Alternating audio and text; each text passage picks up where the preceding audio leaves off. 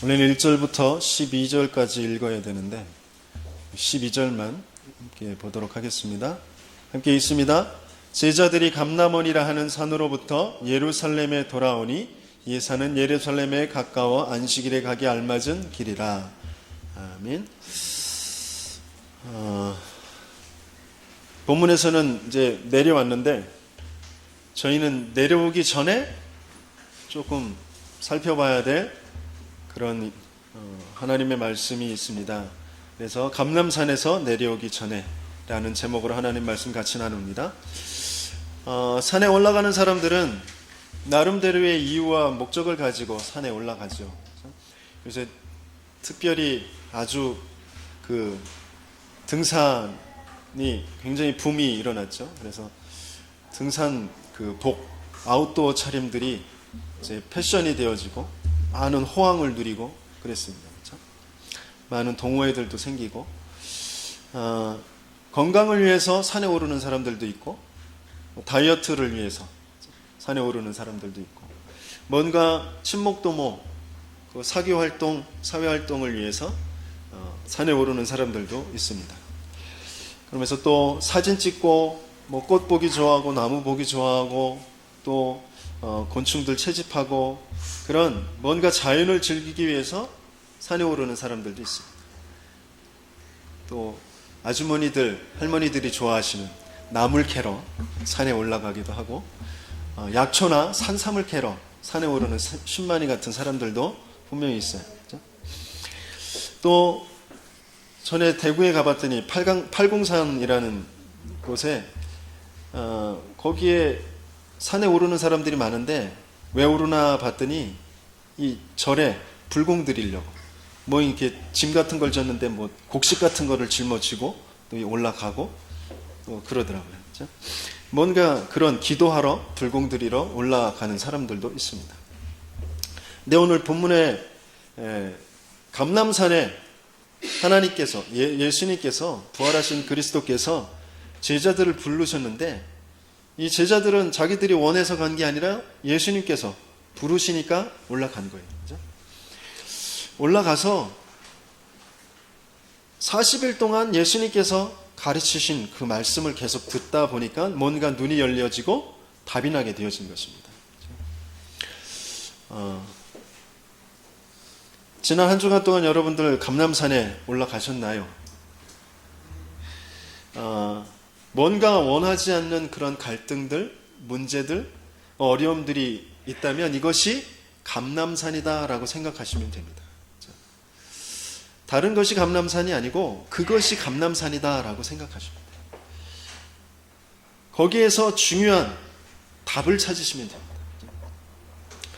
염려하거나 낙심하거나 거기에서 도망하거나 빨리 조급하게 그것을 빨리 해치워버리고 정리하고 그 문제를 처리하고 려고 하지 마시고 답을 찾아서 내려오시는 저와 여러분들이 되길 예수님이 축원합니다. 그렇죠? 모세는 그 최고의 지식과 최고의 배경을 가지고 있었던 왕궁에 있을 때에 답을 얻지 못했어요. 또 미디안에서 자기를 도와주는 그런 장인 또 처자식이 있는데 거기에서도 답을 얻지 못했습니다. 하지만 하나님께서 호렙산에서 불꽃 가운데에서 말씀을 주셔서 복음이 무엇인지 다시 한번 회복하고 앞으로 일어나게 될 하나님의 계획이 무엇인지를 정말 답을 얻게 되어졌습니다. 그때부터 늙은 지팡이 하나밖에 없는 그런 80세 노인이 아니라 최고의 민족 지도자로 이 시대를 살릴 재앙을 끝낸 그런 하나님의 사람으로 다시 시작하게 되어졌던 것입니다. 그렇죠? 엘리야 선지자도 갈멜산에서 어마어마한 능력을 베풀었어요. 그렇죠? 바알과 아세라 그 신을 섬기는 사람들과 그 싸움을 벌여서 완전히 대승을 하게 되어졌죠. 엄청난 능력을 벌였어요. 근데 거기에서도 답을 얻지 못했습니다. 또 나를 죽여달라고 죽기를 호소하는 그런 로뎀나무 밑에서도 답을 얻지 못했습니다. 언제 답을 얻게 되어졌죠? 산 호렙에 올라서 세미한 중에 거하시는 그 하나님의 음성을 듣고 답을 얻게 되어졌습니다. 여러분들에게 찾아온 원치 않았던 그런 문제들, 갈등들, 그것, 어려움들, 그 속에서 세미한 중에 거하시는 그 하나님의 음성을 듣고 답을 찾고 내려오시는 저와 여러분들이 되길 예수님이 축원합니다. 그죠? 그래야지만 그 예수님이 그곳에 부르신 그 이유, 그 목적, 그것이 분명히 있기 때문에 그것을 찾고 내려오셔야 다음 코스가 시작되어질 수 있어요. 다음 코스는 뭐죠? 마음을 같이하여 전혀 기도에 힘쓰더라. 그래서 오순절날이 이미 이름에 바람과 같은 불과 같은 성령의 충만한 역사가 나타나게 되어지는 그 어마어마한 응답이 기다리고 있단 말이죠. 그런데 답이 나지 못한 상태에서는 모일 수도 없고 모여서도 안 되는 것이에요. 그래서 오늘 감람산 내려오기 전에 중요한 답을 찾는 저와 여러분들 되길 바랍니다. 어떤 답이냐면 세 가지의 답이에요. 감람산에서 내려오기 전에 먼저 과거가 답이 나야 됩니다. 내가 왜 실패했었는지, 내가 왜 고통 속에 있었는지 그 이유를 분명히 답을 내야 돼요. 뭔가 열심히 하고 최선을 다해서 했는데 끊임없이 어려움이 찾아오고 또 그것 때문에 상처가 생기고 그 상처 때문에 또 엉뚱한 그 삶을 살게 되어지는 이런 것이 계속 반복되어지는 그 이유가 뭔지, 또 많은 것을 가진 것 같고 또 많은 것을 이룬 것 같고 겉으로는 굉장히 그럴듯하게 포장하고 있는데 그 알 수 없는 허무와 공허가 계속되어져서 방황할 수밖에 없는 그 이유가 무엇인지 여기에 빨리 답을 내야 된다는 것이죠. 그렇죠? 그 나의 모든 과거 문제는 하나님의 형상대로 창조된 내가 하나님의 형상을 잃어버리고 하나님을 떠난 문제라는 여기에 정말 답을 내셔야 돼요. 그냥 이게 설교가 아니고 교리가 아니고 하나님이 성경에 기록된 그냥 말씀이 아니고 내게 답이 되어야 된다. 내가 하나님의 형상대로 창조되었는데 그 하나님의 형상을 잃어버리고 하나님을 떠나서 지금까지 그렇게 고통 중에 있었구나. 끊임없이 실패 속에 있었구나. 아니, 실패가 문제가 아니고 실패에 붙잡혀 있는 그 삶 속에 있었구나. 어떤 성공이 문제가 아니라 그 성공이라는 것에 내가 휩싸여서 진짜 나를 찾지 못하고 있었구나. 여기에 빨리 답을 찾아야 된다는 것이죠. 그렇죠? 이 하나님 떠나 모든 문제가 왔다라는 것에, 내 모든 문제는 하나님 떠난 문제라는 것에 답을 찾는 저와 여러분들이 되길 열심히 축원합니다. 그렇죠? 내게 지금 왜 문제가 있느냐? 내게 지금 왜 고통이 있느냐? 내게 지금 왜 갈등이 있느냐? 내가 하나님 떠난 그 상태가 어떠한 것인지를 알게 하시는 것에 하나님의 이유가 있다라는 것, 그것을 발견하는 저와 여러분들에게 예수님을 축원합니다. 그러면서 하나님 만날 수 없게 된 이 죄의 상태가 뭐죠? 로마서 3장 23절에 모든 사람이 죄를 범하였으면 하나님의 영광에 이르지 못하더니 그랬어요. 하나님의 영광에 이르지 못한 상태, 하나님 안에 있는 그 가장 평안하고 모든 것을 다스리고 정복할 수 있는 그 힘을 누리는 그 상태가 아닌 상태라는 것이에요. 모든 것에 염려하고 근심하고 걱정하고 붙잡히면서 상황에 붙잡히고 사람에 붙잡히고 말에 붙잡히고 살 수밖에 없는 그 상태, 그 죄의 상태. 그렇죠? 그러면서 이 사탄의 존재와 사탄의 일, 거기에 붙잡혀 있는 상태. 사탄의 일이 뭡니까? 요한복음 8장 44절에 보면 너희는 너희 아비 마귀에게서 났으니 너희 아비의 욕심대로 너희도 행하고자 하느니라. 그는 처음부터 살인한 자요 진리가 그 속에 없으므로 진리에 서지 못하고 거짓을 말할 때마다 제 것으로 말하나니 이는 그가 거짓말쟁이요 거짓의 아비가 되었습니다. 너희가 하나님처럼 될 수 있어, 너희가 하나님이야, 너희가 주인이야 라고 속인 이 사단이 우리의 영의 주인 노릇을 하고 아버지 노릇을 하고 있단 말이죠. 그래서 끊임없이 우리는 거짓에 휩싸요. 내가 잘했어야 되는데, 내가 잘해야 되는데, 그런 것에 끊임없이 휩싸인단 말이죠. 전에도 말씀드렸듯이 제가 마지막에 중요한 인생의 문제를 겪게 되어진 것이 뭐냐면, 밤새도록 저와 같이 술 먹었던 친구가 변사체로 발견된 것이에요. 그래서 잠시지만 저도 이렇게 범인, 용의자 선상에 올라서 경찰서에 이렇게 불림을 받고 가서 조사를 받고, 또 가족들도 오해하고 그런 상태에 있었어요. 문제는 그 죄책감, 내가 조금 더 오래 같이 있었으면, 그리고 그 죽은 뒤에 그 죽음의 진실을 밝히는 데 있어서 내가 아무것도 할 수 없는 것이에요. 완전히 내가 무너져 있는 상태에서, 무능한 상태에서 할 수 있는 게 없어요. 아는 사람을 내가 연결하고 그 사람의 도움을 청하고 내가 발벗고 나서고 그럴 수 있는 전혀 어떤 힘이 없어요. 마음의 힘도 없고 삶의 힘도 없고, 그런 상태에 있을 때 굉장한 그런 내 속에서 그런 어떤 들리는 소리, 막 그 좌절, 죄책감, 자괴감, 이런 것 속에 계속해서 시달렸단 말이죠. 그것이 다 누구의 소리냐면 사단의 소리죠. 인생의 모든 것을 지금 무엇을 두고 자꾸 판단하고 거기에 또 붙잡혀 있고 그러냐, 나와 나의 행동, 나의 상황, 이런 것을 자꾸 붙잡혀 있는 것이죠. 사단은 끊임없이 나를 주인시켜서 무너지도록 만들어요. 멸망시키도록 해요. 좋은 것을 가지고 또 안 좋은 것을 가지고 끊임없이 이 거짓된 네가 하나님처럼 될 거야, 네가 주인이야 라는 메시지를 가지고 나를 무너뜨린단 말이죠. 거기에서 벗어날 수 있는 길은 아무것도 없어요. 그래서 요한일서 3장 8절에 이렇게 말씀하십니다. 죄를 짓는 자는 마귀에게 속하나니 마귀는 처음부터 범죄함이라. 하나님의 아들이 나타나신 것은 이 마귀의 일을 멸하려 하심이라. 하나님의 아들이 나타나셔야만 내 인생의 문제가 해결되어지는 것이죠. 그래서 예수께서 이르시되 내가 곧 길이요 진리요 생명이니 나로 말미암지 않고는 아버지께로 올 자가 없느니라 라고 하셨습니다. 내가 하나님 만날 수 없게 된 죄의 상태에 빠져 있었고, 이 눈에 보이지 않는 내가 몰랐던 사탄이라는 존재, 이 사탄의 일에 붙잡혀 있었구나.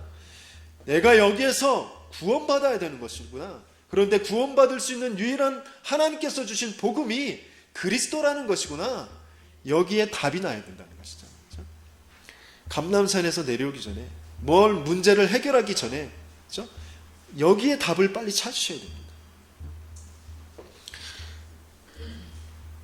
그렇게 되어질 때 이 그리스도는 충분한 것이고 완전한 것이고 모든 것이라는 것이 답이 나게 되어지는 것이죠.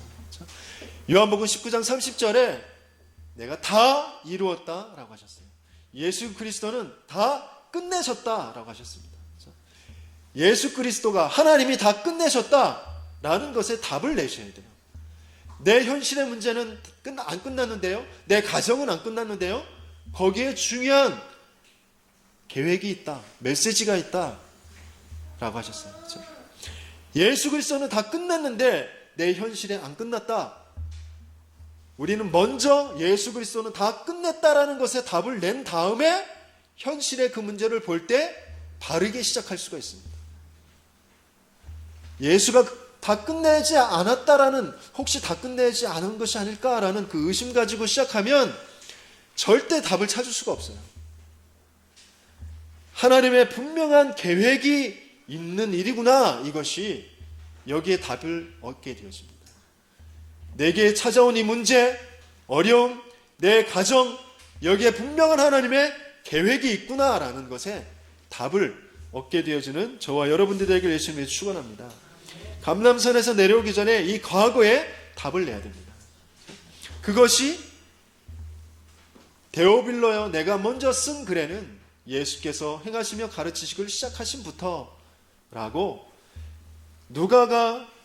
누가복음에서 데오빌로에게 이 예수가 누군지에 대해서 하나하나 세밀하게 기록한 그 말씀이란 말이죠.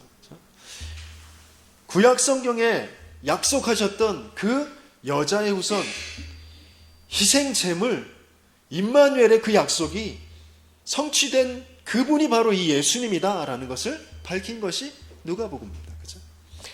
이 과거에 분명한 답을 찾는 것입니다. 그러면서 감람산에서 내려오기 전에 답을 얻어야 될 것이 또 뭐냐? 바로 미래가 답이 나야 됩니다. 그죠? 저와 여러분들은 그냥 이 한평생 주어진 생을 살면서 미래에 대해서, 앞날에 대해서 비전도 갖고 계획도 갖고 꿈도 갖고 도전도 하고, 물론 그렇겠죠. 그래야 되겠죠. 하지만 그것보다 더 중요한, 우리는 영원이라는 시간을 두고 하나님께서 이 시대에 부른 자들이라는 것. 우리의 미래는 영원이라는 시간표 속에 있다는 것에 답을 가져야 됩니다. 또 그러면서 하나님께서, 그리스도께서 주신 그 말씀 속에서 우리는 미래의 답을 가져야 됩니다. 지금 벌어지는 여러 가지의 재앙의 사건들이 있어요. 곳곳마다 지금 지진과 전쟁과 또 우리나라의 여러 가지의 그 재앙들, 세월호의 사건들, 끊임없이 군에서 사건들이 터지고, 또 청소년들은 자살하고, 또 학교마다 자꾸 사건, 폭력 사건, 또 성범죄 사건들이 터지고, 그런 재앙이 끊임없이 찾아오고 있습니다. 이 일이 어떠한 일인지, 그리고 앞으로 어떻게 될 것인지에 대한 분명한 답을 가져야 됩니다.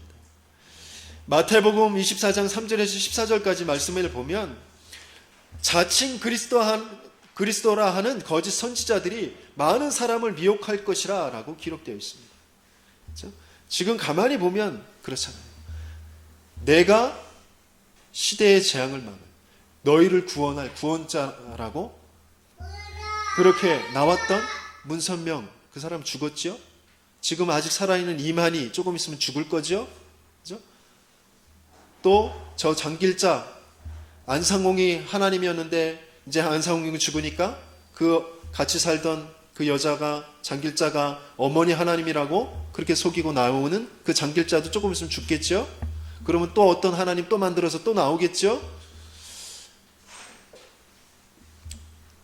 그들이 끊임없이 육신적으로 사람들을 잘해주면서, 그렇죠? 외로운 사람들 찾아가서 말동무도 대주고 맛있는 것도 주고 집안 살림도 다 해주고, 그러면서 이 사람들을 자꾸 파고든단 말이죠. 그렇죠?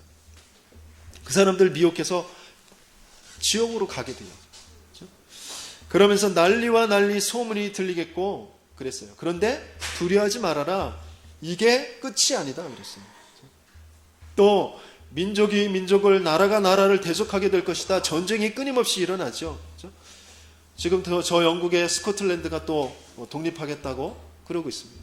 유럽의 각 민족들이, 러시아의 각 민족들이, 중국의 소수 민족들이 우리 그동안 핍박받고 억압받았는데 우리도 하나 돼서 우리도 나라를 세우자, 그렇게 계속해서 일어나고 있어요. 그것이 왜 그러느냐? 성경에 그렇게 기록되어 있는 것이에요. 그렇게 되어질 수밖에 없는 그런 상태로 계속 끌려가고 있는 것입니다. 그렇죠? 그러면서 모든 곳곳에 이상기후와, 그죠? 여러 가지의 또 지진과 화산이 막 지금 휴화산들이 이제 폭발해 가는 그런 속에 있고, 그러면서 굉장한 재난들이 오게 되어집니다. 하지만 이것들은 끝이 아니고 오히려 재난의 시작이다 라고 하셨어요. 그렇죠? 그러면서 분명히 제자들이, 이스라엘이 사람들에 의해서 환난에 넘겨지고 죽임을 당할 것이고 모든 민족에게 미움을 받게 될 것이다, 그렇게 되어 있습니다. 그렇죠? 우리 믿는 자들 뿐만 아니라 저 유대인 이스라엘이 그런 상태에 있습니다. 그렇죠? 하지만 이것이 재앙의 끝이 아니고 이 천국 복음이 모든 민족에게 증언되기 위하여 온 세상에 전파되리니 그제야 끝이 오리라 라고 하셨어요. 그렇죠? 이 재앙을 어떻게 끝낼 수 있느냐?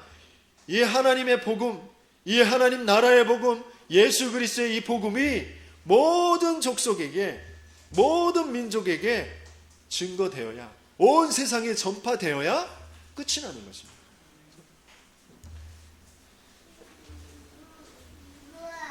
우리 가정 가문의 재앙이 언제 끝나느냐?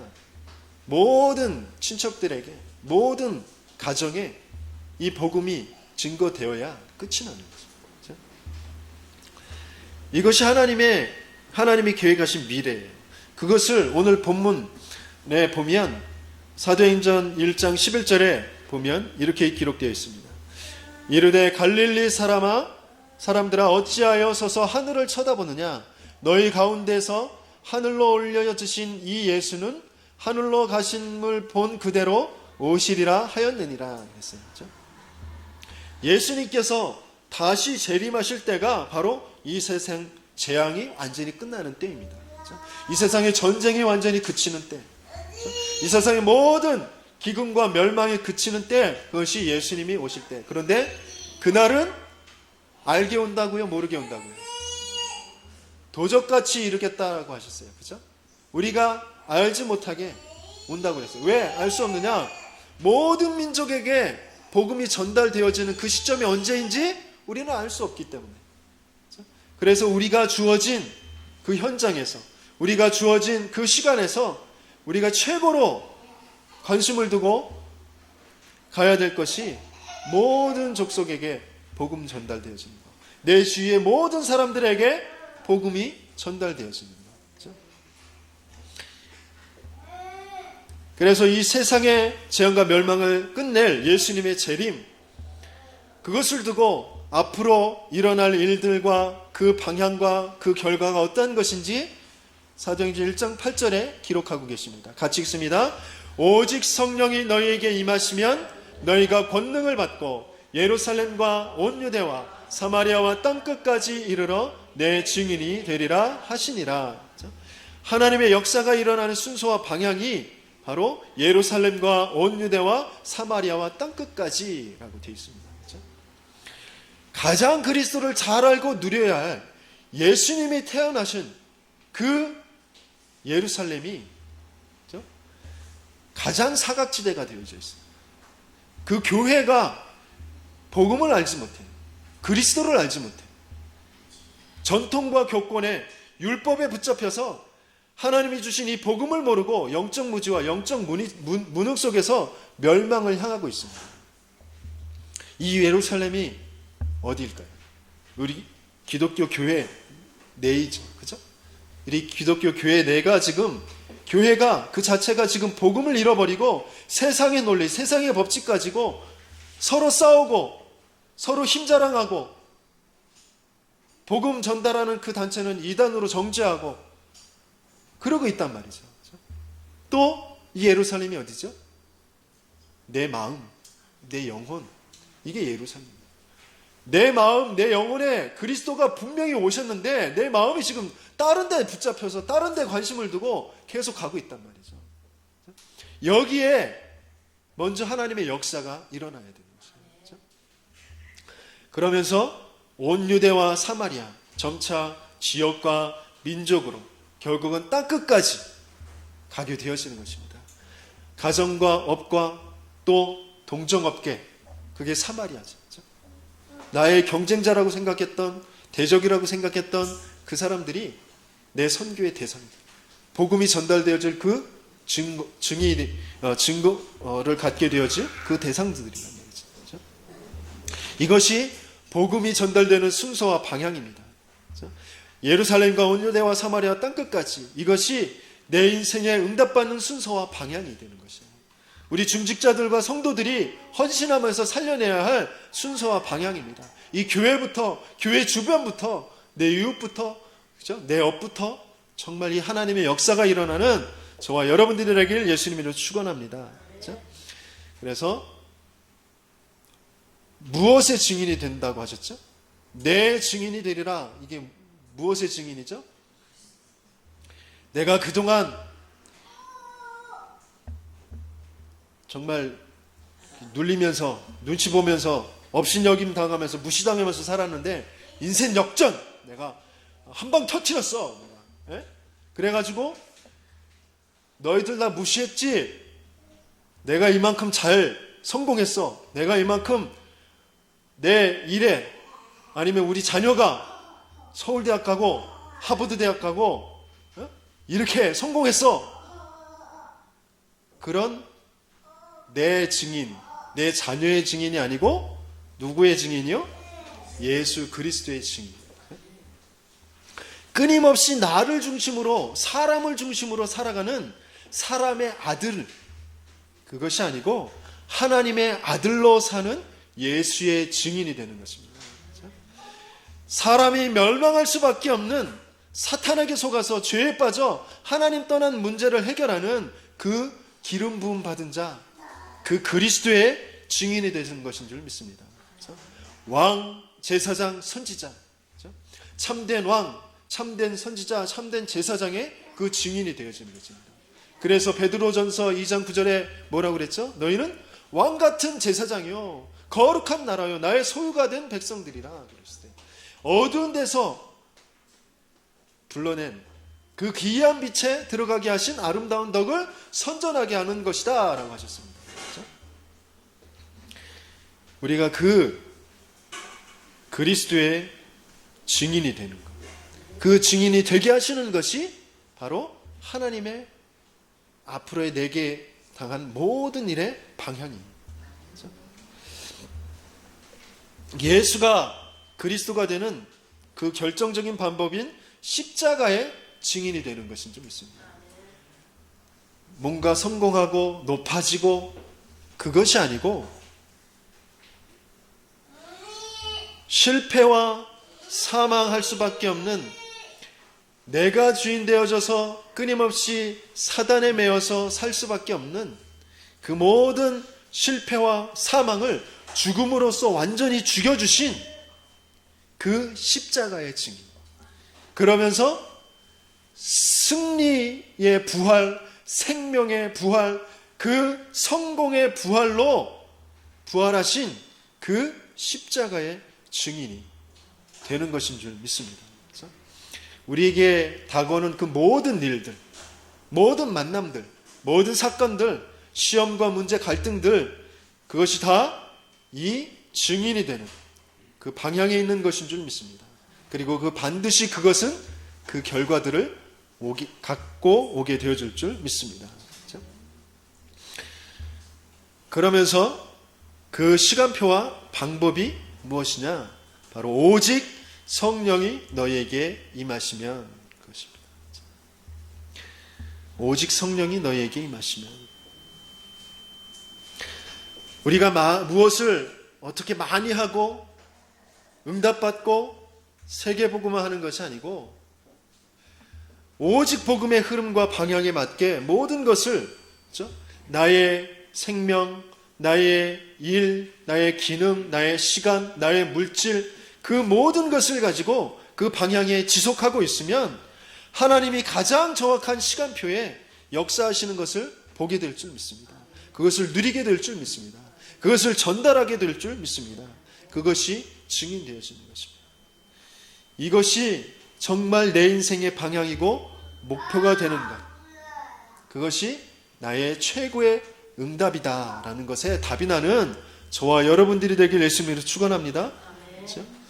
하나님께서는 분명히 저와 여러분들을 그렇게 부르셨어요. 그렇죠? 예배 시간에 헌금을 돌리는데 어떤 아이가 자기는 드릴, 하나님께 너무 감사하고 예수님이 나를 구원하신 것에 너무 감사한데 드릴 수 있는 헌금이 없는 거예요. 그래서 쟁반을 그때 이렇게 돌렸는데 이 아이가 갑자기 그 쟁반 위에 올라가 앉는 거예요. 왜 그러냐고 주위에서 막 그러니까 전 드릴 게 없어서 제 몸을 드린다고, 제 몸을 바쳐서 정말 하나님께 드리고 싶다고. 그 사람이 아프리카를 살리는 그 리빙스턴이었습니다. 그렇죠? 하나님께서 중요한 미래를 두고 우리의 모든 부분에 지금 인도하고 계신 줄 믿습니다. 거기에 정말 내가 드릴 수 있는, 거기에 정말 답을 가지고 또 그것을 드릴 수 있는 그런 마음만 가지고 있으면 어느 날 하나님께서 가장 정확하게, 그렇죠? 만남도 열어주시고 모든 길도 열어주시고 응답을 분명히 열어주실 줄 믿습니다. 그렇죠? 또 마지막으로 우리가 감람산에서 내려오기 전에 답을 가져야 될 것이, 이제 과거와 미래는 다 끝나는 것입니다. 그리스도께서 모든 과거를 다 끝내셨고 미래를 완벽하게 지금 준비하고 계십니다. 이제 우리는 오늘을 바르게 답을 내야 될 줄 믿습니다. 그렇죠? 이전에 상처 입고 눌려 있고 그래서 그 헛된 것에 관심을 가지고 그것을 쫓아가는, 뭔가 그것을 잡으려고 쫓아가는 그 오늘이 아니고, 이미 그리스도를 통해 내 인생의 문제는 다 끝이 났다. 그것을 누리는 오늘인 것입니다. 그렇죠? 이것이 어린 양의 피로 노예에서 해방된 그 유월절이라는 것입니다. 그렇죠? 이 유월절을 누리는 오늘, 그것이 바로 하나님 나라인 줄 믿습니다. 그렇죠? 이때에 나를 끊임없이 끌고 다녔던 그 모든 재앙, 그 죄, 이게 완전히 끝나는 것인 줄 믿습니다. 또 앞으로 우리는 영원한 저 천국, 그 축복을 보장받게 되어졌는데 이것을 오늘 누리는 것입니다. 그렇죠? 앞으로의 영원한 천국이 보장된 것, 그것이 바로 수장절이죠. 그렇죠? 이 하나님 나라, 저 천국의 배경을 오늘 누리는 것, 그것이 바로 하나님의 나라인 줄 믿습니다. 이때에 모든 지옥의 배경이 완전히 끝나는 것입니다. 그래서 오늘 우리가 정말 누리는 것, 정말 붙잡아야 될 것이 뭐냐? 답을 내야 될 것이 뭐냐? 바로 유월절의 그 축복과 수장절의 그 배경과 함께 우리에게 주신 그 오순절의 그 은혜를 누리는 것이 바로 오늘인 줄 믿습니다. 그렇죠? 성령이 강림하시고 나를 인도하시고 역사하시고 하는 그 오늘을 누리는 것입니다. 그렇죠? 우리는 새 절기 중에 중요한 절기를 무엇으로 누리죠? 지금 저 안상홍 증인에는 절기를 꼭 누려야 된다고 그 절기를 잘 지키거든요. 유월절, 그리고 또 이 오순절, 추수감사절이라고 하는 그 수장절, 그것을 그 이름 그대로 다 하고 있습니다. 우리에게 오순절을, 유월절, 그것은 이제 부활절로 누리죠. 그죠? 부활절로 지키고 있어요. 수장절, 추수감사절로 지키고 있습니다. 그런데 이 오순절, 이것이 조금 잘 안 지켜져요. 오순절은 부활주일 다음에 50일째 되는 때에 오순절을 지키거든요. 그때 성령 강림주일이라고 합니다. 그 성령 강림주일로 지키거든요. 그러면서 구약에서는 그것을 맥추절이라고 했어요. 그런데 우리는 맥추절을 또 따로 한 보리 수확 때 그 시기를 맞춰서 7월 때 이제 그 지키게 되잖아요. 그렇죠? 매일매일 절기로 치자면 매일매일 누려야 될 것이 바로 이 오순절입니다. 오순절. 그렇죠? 하나님께서 모든 과거를 끝내시고 미래의 모든 준비를 하시고 오늘 성령으로 내게 함께 하시고 나를 인도하시고 나에게 응답하시는 그 오늘을 누리는 것. 그 오늘을 누린 최고의 또 주인공들이 있습니다. 대표적인 사람 두 사람이 바로 베드로와 바울입니다. 그 말씀을 가지고 나는 어떻게 누려야 될지 그것을 정말 답을 찾는 저와 여러분들 되게 예수님이 축원합니다. 베드로는 어떻게 누렸을까요? 오순절 날이 이미 이름에 그 사건에 거기에 주인공이 있었습니다. 그래서 이 사건이 어떤 것인지 베드로가 말씀을 들어서 하나하나 설명하고 있습니다. 그래서 가장 오늘을 누린 대표적인 사람 바로 이 베드로입니다. 사도행전 1장 14절에서 40절까지 말씀해 보면 이 사건이 어떤 사건이냐? 바로 요엘에게 약속하셨던 그 약속이 성취된 사건이 아니냐? 그러면서 또 전체 이스라엘의 그 역사를 두고 성경을 두고 그 다윗이 보았고 약속되어졌던 그 그리스도 예수를 하나님께서 우리의 주와 그리스도가 되게 하신 것이 아니냐라고 하는 그 과거에 숨겨진 진실과 그것을 통해 오늘 이루어 주신 그 말씀의 성취, 그것을 응답으로 본 사람이 바로 베드로입니다. 그래서 오늘 우리가 누려야 될 것이 뭐냐? 모든 문제들, 어려움들, 사건들 속에서 말씀의 성취, 그것을 정말 붙잡을 수 있어야 돼요. 오늘 내가 누려야 될 게 뭐라고요? 말씀의 성취. 그러면서 사도행전 3장 1절에서 6절 베드로가 어디를 갔죠? 기도하러 가다가 중요한 현장을 보게 되어집니다. 그렇죠? 오늘 내가 가는 현장 속에서 가장 중요한 복음이 필요한 이유를 보게 되어지고 그 복음을 전달했을 때 그렇죠? 은과 금은 내게 없거니와 내게 있는 것 예수 그리스도의 이름으로 일어나 걸으라 라고 했을 때 하나님께서 일으키시는 그 하나님의 사건, 그 하나님의 시간표를 확인하게 되어진 것입니다. 이것이 내 능력이 아니고 왜 나를 내 개인의 능력인 것으로 알고 내 권능인 것으로 알고 나로 우리를 주목하느냐라고 베드로가 얘기했어요. 이게 하나님의 역사구나. 하나님의 시간표구나. 이 예루살렘과 온 유대와 사마리아 땅끝까지 내 증인이 되리라고 하셨는데 예루살렘에 이 성전 미문에 앉아있는 안진뱅이에게 복음이 없었구나. 복음이 전달된 적이 없었구나. 이 복음이 전달되니까 하나님의 역사가 나타나는 것이구나. 그 현장의 시간표를 보게 되어지는 거예요. 그 오늘을 누리는 것입니다. 또 사도행전 4장 29절에서 31절에 보니까 이 복음을 전달한 것을 가지고 왜 예수를 말하느냐, 왜 예수를 전달하느냐고 이제 붙잡혀서 재판을 받게 되어졌죠. 그리고 나서 이제 풀어졌어요. 천하의 구원 얻을 다른 이름을 우리에게 주신 적이 없는데 무슨 말을 하냐? 내가 사람을 기뻐하게 하겠느냐? 내가 하나님을 기뻐하게 하겠느냐? 라고 담대하게 베드로가 얘기하니까 사람들의 이목이 있으니까 증인 그 안진뱅이가 일어난 사람이 옆에 서 있으니까 어찌할 수 없는 거예요. 그러니까 풀어졌단 말이죠. 그 풀려난 사도들이 이제 함께 모여서 기도하는 그 장면입니다.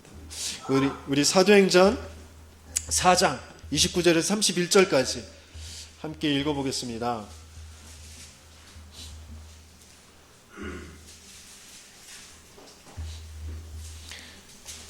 말씀을 왜 같이 읽자고 할까요? 집중이 안 되시는 것 같아서 피곤하셔서 눈이 자꾸 감기는 것 같아서 같이 깨시고 함께 말씀 읽습니다. 주여 이제도 그들의 위협함을 굽어보시옵고 또 종들로 하여금 담대히 하나님의 말씀을 전하게 하여 주시오며 손을 내밀어 병을 낫게 하시옵고 표적과 기사가 거룩한 종 예수의 이름으로 이루어지게 하옵소서 하더라. 빌기를 다음에 모인 곳이 진동하더니 우리가 다 성령에 충만하여 담대히 하나님의 말씀을 전하니라. 아멘. 자, 오늘 무엇을 이루는 것이냐? 가장 필요한 기도의 제목 그리고 그 기도의 방향 이것을 누리게 되어지는 것입니다. 그렇죠? 저들의 위협함 그것을 없애주세요. 내 문제 그걸 없애주세요. 그렇게 말한 것이 아니고 종들로 하여금 담대히 하나님의 말씀을 전하게 하여 주옵소서 그랬어요. 그렇죠? 지금 내게 있는 문제 그걸 없애는 것이 아니고 여기에 하나님의 말씀이 어떤 것인지 하나님의 계획이 무엇인지 내게 알게 해주세요. 내게 여기에 고백하게 해주세요. 선포할 수 있게 해주세요. 증인이 되게 해주세요. 그것을 기도하는 것입니다. 그렇죠? 우리에게 끊임없이 찾아오는 그 문제에 붙잡히지 않게 해달라고. 나를 속여서 그 문제의 주인 되게 해서 나를 염려하게 하는 이 사단을 완전히 꺾어달라고 하나님의 그 증거가 성령의 역사와 성령의 인도를 받게 해달라고 그 기도의 방향을 잡게 되어지는 것입니다. 그렇죠? 다음은 바울이 누린 오늘입니다. 빌립보서 3장 8절에 보면 또한 모든 것을 해로 여김은 내 주 그리스도 예수를 아는 지식이 가장 고상하기 때문이라. 내가 그를 위하여 모든 것을 잃어버리고 배설물로 여김은 그리스도를 얻고 그랬어요. 최고의 배경을 가지고 있어요. 최고의 학벌을 가지고 있었어요. 최고의 지위를 가지고 있었어요. 그런데 그 모든 것을 다 배설물로 여긴다. 아니 오히려 해로 여긴다 라고 할 정도로 과거에 가지고 있었던 모든 잘못된 기준, 그것을 다 버렸게 되어진 것입니다. 그러면서 최고의 것을 가지고 있었으면서도 뭔가 풀리지 않는 그런 영적인 문제, 영적인 갈증, 그것에 대한 확실한 답을 얻게 되어지는 것. 가장 고상한 것이 뭐라고요? 그리스도. 그렇죠? 그것을 얻게 되어졌다. 그러면서 빌립보서 3장 11절 14절까지 이렇게 기록하고 있습니다. 내가 이미 얻었다 함도 아니요 온전히 이루었다 함도 아니라 그리스도 예수께 잡힌 바 된 그것을 잡으려고 달려가노라. 뒤에 있는 것은 잊어버리고, 그렇죠? 앞에 있는 것을 잡으려고 표대를 향하여 그리스도 예수 안에서 하나님이 위에서 부르신 부름의 상을 위하여 달려가노라. 과거에 자꾸 붙잡혀서 그것 가지고 오늘을 살아가지 말고 하나님께서 위에서 부르신 그 부름의 상, 그리스도 손에 잡힌 것, 그것을 향하여 표대를 향하여 간다라고 되어 있습니다. 이것이 바울이 오늘을 사는 삶에 대한 방향과 목표입니다. 또 빌립보서 4장 12절에서 13절 오늘을 사는 힘과 방향이 여기 방법이 나와 있습니다. 나는 비천에 처할 줄도 알고 풍부에 처할 줄도 알아. 모든 일 곧 배부름과 배고픔과 풍부와 궁핍에도 처할 줄 아는 일체의 비결을 배웠노라. 자꾸 우리는 비천한 것에 또 풍부한 것에 자꾸 매인단 말이죠. 거기에 집착한단 말이죠.